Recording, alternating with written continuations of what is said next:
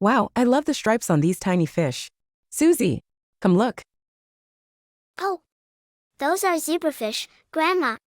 Zebrafish are actually super interesting. Did you know that the CLEAR Project 3 team here in Detroit actually uses these in their research? I had no idea.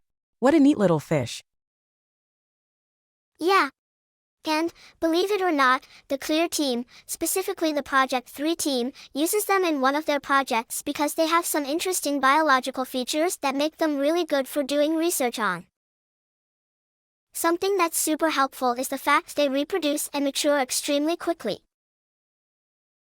Oh really? Why is that such a good thing? Well, since they can mature so fast and they are so effective at reproducing, it makes it possible to study how reproduction, genes, behavior, and other characteristics change across generations without waiting a super long time. Besides that, researchers can get really detailed information about their genome, which can tell them how different things impact the fish's genes across generations. Okay, but I don't get it. I thought the CLEAR team did research on volatile organic compounds in Detroit? They do research VOCs. The CLEAR Project 3 team is aiming to figure out the relationships between VOC exposure and health outcomes, and they use zebrafish in this research. They take the fish, expose them to volatile organic compounds, and then look at how it changes the fish and its offspring's behavior, genes, and other characteristics.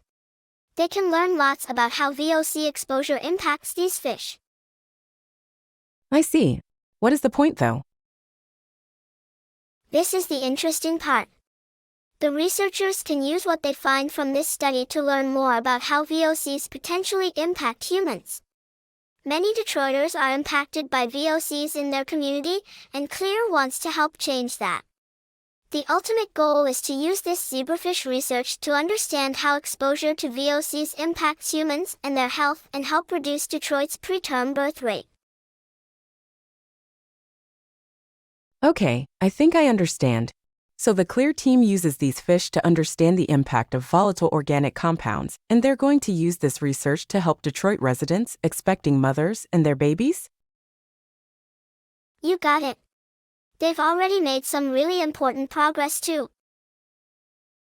So far, they have found that when zebrafish are exposed to benzene, a VOC, some important genes are impacted. At the end of the day, this means that VOCs affect the outcomes of cancer, disorders of the endocrine system, reproductive success, and the development of the brain. For humans, this means that if a pregnant woman is exposed to benzene, her child could have health problems down the road. Huh, so VOCs are linked to issues with the body's hormone system, cancer, brain development, and reproduction in zebrafish?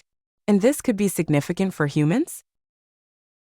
Yes, that's what the researchers have found so far, and more research will continue to shed light on VOCs and their impacts.